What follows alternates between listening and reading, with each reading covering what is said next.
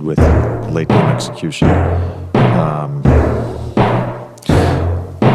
No, ain't no party like a Diddy party, so. Yeah, that's what's up.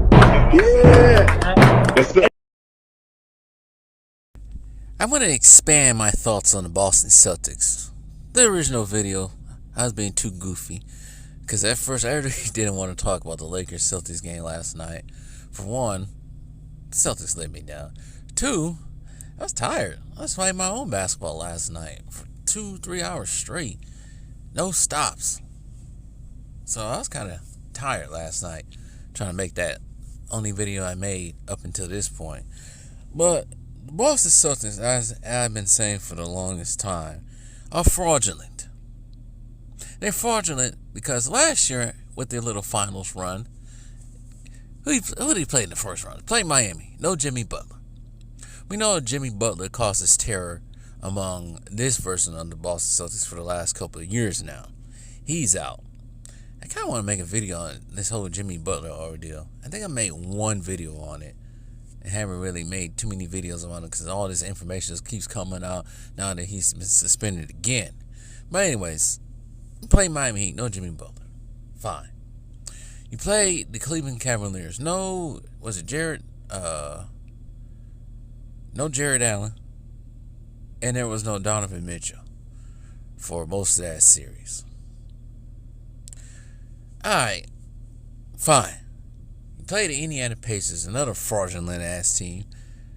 Tyrese Halliburton goes out with a mysterious hamstring after game one.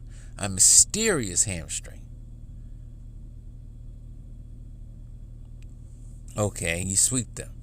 And then you play the Dallas Mavericks, who weren't really all banged up like that, but alright, you beat them. Kind of an easy finals run. Everybody's calling it a historic finals run. Kind of a easy playoff. But whatever. That's okay. Whatever. Fine. Here's another issue with them. They rely on the three-pointer way too much. Way too much. Way too much. Wasn't it a game like 2 or 3 weeks ago when they put up like 57 threes? Or something like that. It was just just way too many threes. And they're really a 3-point happy team. They really are. And as Charles Barkley always said, live by the 3, die by the 3. It's true. Live by the 3, die by the 3. And that's what happened to him last night. So, I'm going to give a little credit to the Lakers. Just a tiny bit. Just a little tiny bit. Not too much, because if you look at the optics of it, alright, the Celtics came in. They played a Clippers team who is, this season, probably like 4th in defense. And you barely beat a Clippers team who didn't even have James Harden and Kawhi Leonard. I don't even think they had Norman Powell, and you go to overtime with this team without their stars or main players. And then you gotta, it's not so much a travel, it's only up the road, basically, about 20 minutes away without traffic. You end up going to the Staples Center and playing the Lakers on back-to-back. And then you go out there and lay an egg. Drew Holiday and, was it Derek White, they just terrible. And actually, the whole team is terrible altogether. Win as a team, lose as a team.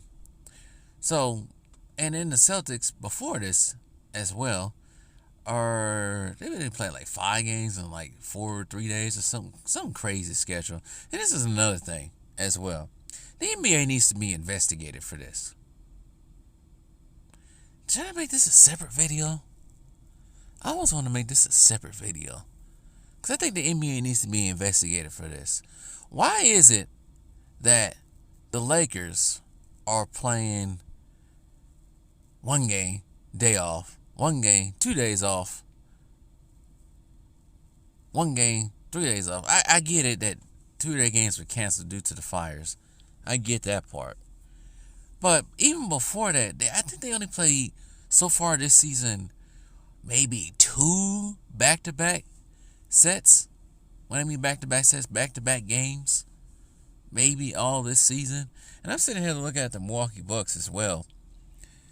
They got to play. I don't know how many times they had to play teams back-to-back. If it wasn't for New Orleans having the snowstorm that they had on Wednesday night, the Bucks would have played back-to-back games in the past 2 days. They would have played New Orleans on Wednesday, and they had to go back to Milwaukee and then play the Miami Heat. And now they got to come out to LA to play the Clippers on Saturday. That's a lot of traveling. Even though they had to come back from New Orleans almost the same day to go play the Miami Heat. And they still end up managing beating the brakes off the Miami Heat. But still, something's fishy. The Bucks sure got a lot of back-to-backs this year. And so are other teams too. I think even OKC had a back-to-back. They had to play Utah and then had to come back home and play the Mavericks. While the Lakers get 1 game off. Something needs to be investigated. But I think we all know what's going on here with that. But anyways, back to the Celtics. I don't know if this. I don't know. The Celtics game plan has to change. I think they're 5-5 in their last 10 games or something like that now. After last night, they only about 2. No, I think they're about 3 games ahead of Milwaukee now of the Bucks. 3 games ahead of Milwaukee in the losing column right now. So yeah, I think their game plan has to change. I think everybody's caught on. You just can't win just shooting threes.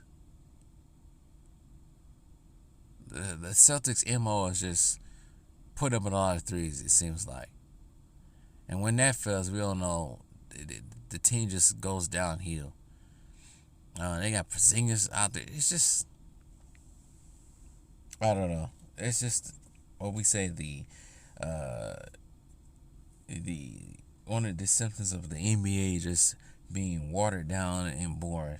And the Boston Celtics are at the head of that, of just jacking up a whole bunch of threes. So maybe it change come playoff time. But damn, they're not doing too good right now. They doing very terrible. I haven't been watching them. I just look at some of these box scores to see. Sometimes when they lose, I look at when they lose and see the reason why they lost to a certain team. You look at the 3-point column, percentage column, and you see them go for like sometimes for, let's say, 11 for 31 or something like that. I was like, oh, that's one of the reasons why they lose. You shoot too many threes. Sometimes you don't wait for your team to get back down.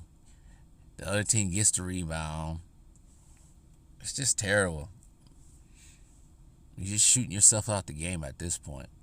But anyways, the NBA, seriously, the NBA needs to be investigated for this. I don't understand why the Lakers keep getting these easy-ass schedules, but we all know why.